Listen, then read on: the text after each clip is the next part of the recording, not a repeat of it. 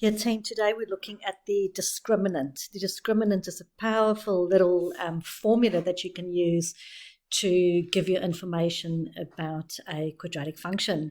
I've also seen for the last few years in the year 12 external exam, and every single exam they had a question on the discriminant. So I would really love for you to get your head around this and to make sure you remember this as a powerful tool in your toolbox. All right, so going back to the quadratic polynomial, ax squared plus bx plus c. And if you look at the quadratic formula, as you know, the quadratic formula we use to find the solutions or the x-intercepts of your quadratic function. What you see under the square root over here, b squared minus 4ac, is called the discriminant. So on the left-hand side here, instead of writing out the word discriminant, you can use the delta triangle, and that indicates the discriminant, and that's b squared minus 4ac. So this is not on your formula sheet, so something you'll have to learn off by heart. Right, I would love for you to discover yourself the meaning of the discriminant. So this is what I want you to do now. I want you to write down the 3 quadratics in your theory book. And by the way, you should have done that already. Hey, you've got the heading down, you've got the little formula, and now I want you to do these 3 things. For step 1, I actually want you to just calculate the discriminant for each of these quadratic functions. Then I want you to use your graphics calculator, and I want you to sketch these quadratic functions. So over here, this little link will take you to that page, remember, where you had to practice everything on your graphics calculator as it's brand new for you. And then number 3, so once you've calculated the discriminant and once you've sketched it, I want you to tell me what you notice. All right, so you're going to start by writing down just number 1, and then for each of these, you'll be calculating the discriminant. So you'll set it up like that, and you're going to get an answer. All right, and then underneath that, I want you just to sketch a quick sketch of your quadratic function that you see on your graphics calculator, and then you're going to tell me what you see. So please pause the video now and do that now in your theory book. Let's see what you got. So for the first quadratic function, you got an answer of 4. If you calculated that correctly and use your brackets correctly, remember, that's also important. For the second quadratic function, you got a discriminant of 0.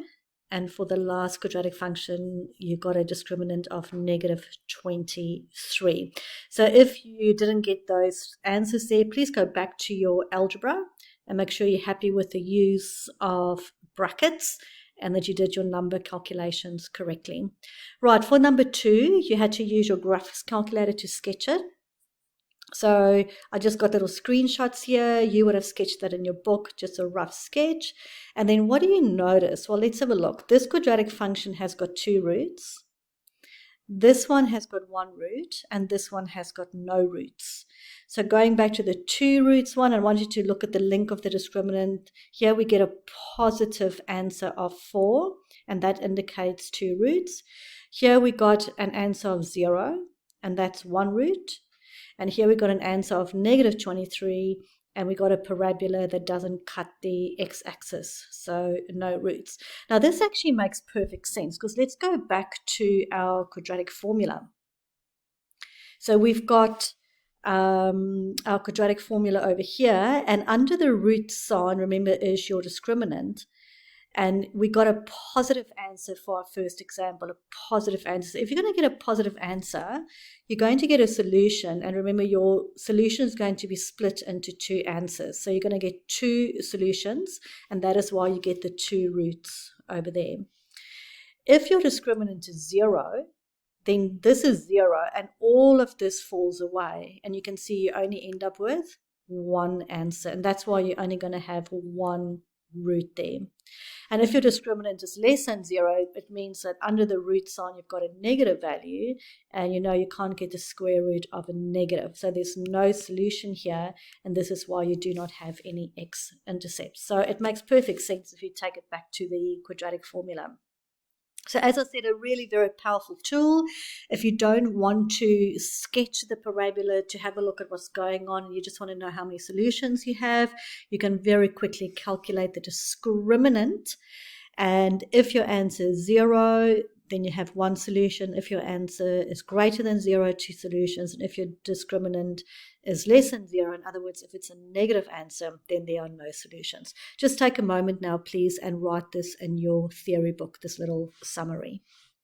Let's work on number 1 together, word example number 1. So it says determine the number of roots for these two parabolas or quadratic functions. So number of roots, yeah, we're too lazy to sketch it. They didn't ask us to sketch it. All they want is the number of roots. And then we know, hey, we can quickly just calculate the discriminant and have a look at what we get. So if we quickly substitute that in, so b is 3 squared, a is 1, c is negative 4, and that's 9 plus 16, and that's equal to 25. So my discriminant is 25, which is greater than 0. See how I'm writing this down? It's greater than 0. Therefore, I will have 2 solutions or 2 roots. If you look at B, so I write a discriminant, and I quickly do an inspection. B is 2, A is 1, C is 4. And that will be 4 minus 16, so that's equal to negative 12. So look at what I'm doing now. I'm writing down that is less than 0. You can write this out in words if you want to, but mathematical symbols are just so powerful to use. So it's less than 0, therefore I'm going to have no roots, so no solution. So please make sure you've written down the word example and you have looked at the solutions. Right, let's have a look at word example 2. So just take a moment, just pause the video and then take a moment to write this down, please.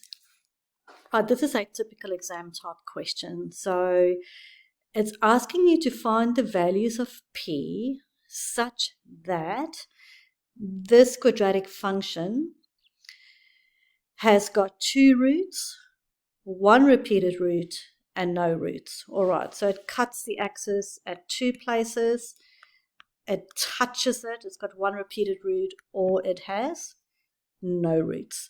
So we can play around with this value of p, and if we change this value of p, it will lead to different quadratic functions that will give us these 3 scenarios. Okay, so let's start. So find the values of p. They're not asking us to sketch it. You can't sketch it anyway because you don't have the full quadratic. So you know this has got to do with the discriminant. You're going to get used to the questions. And we're going to set it up now. And I'm sorry it's a bit messy because it's a screenshot from the board, but hopefully it will just make it easier to go through this a bit faster. All right, so 2 roots, 1 repeated root, no roots. So obviously as discriminant, you write that down. You can see I've written that down for all 3 of them. And then I just take a moment, identify my A, my B, and my C. And your B in this instance will be that negative P. That's B, A is 1, and C is 4. So you take a moment to sub it into the discriminant, and you'll see that you get exactly the same.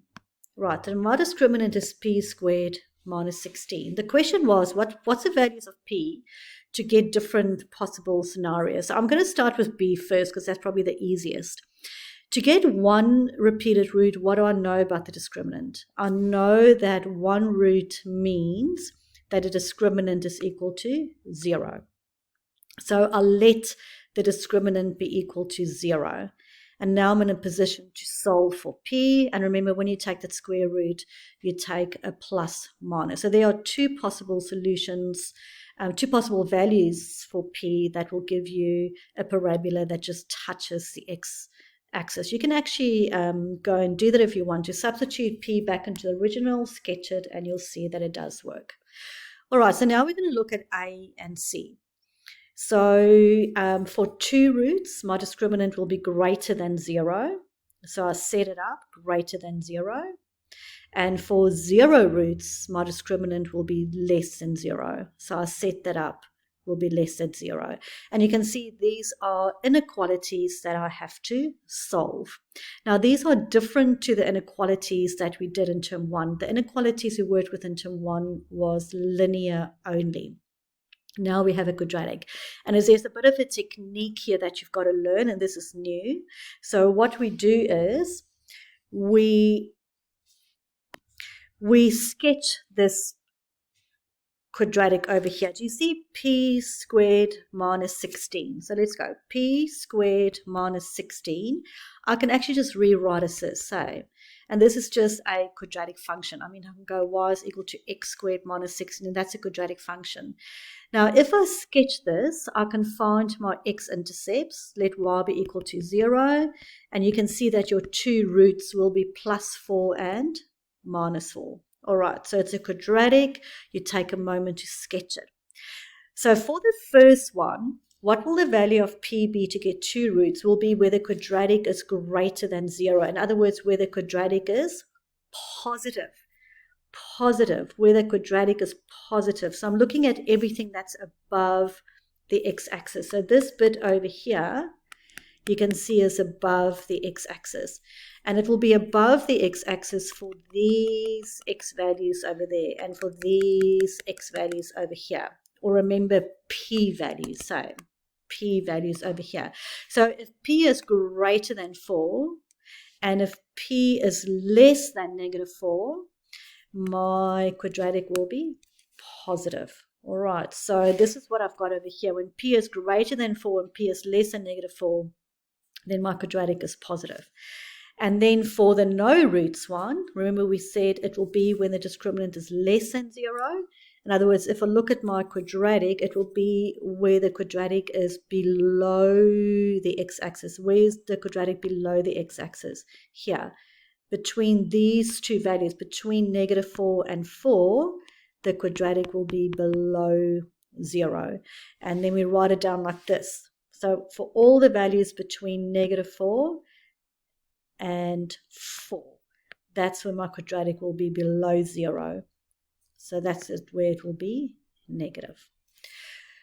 All right, so it's a worked example 2 involves a new concept that you need to think about. It's called quadratic inequalities, and in order to solve that, you actually just sketch that quadratic and you look at it visually and you see what's going on. And in class, I will help you a bit more with those quadratics. All right, so now you just need to do these questions, please, all of these questions. Really good one, as I said, typical exam type questions. And if you look at the next page, there are most of the solutions are there if you need any help. So please come to tutorial if you need more clarification. Thank you.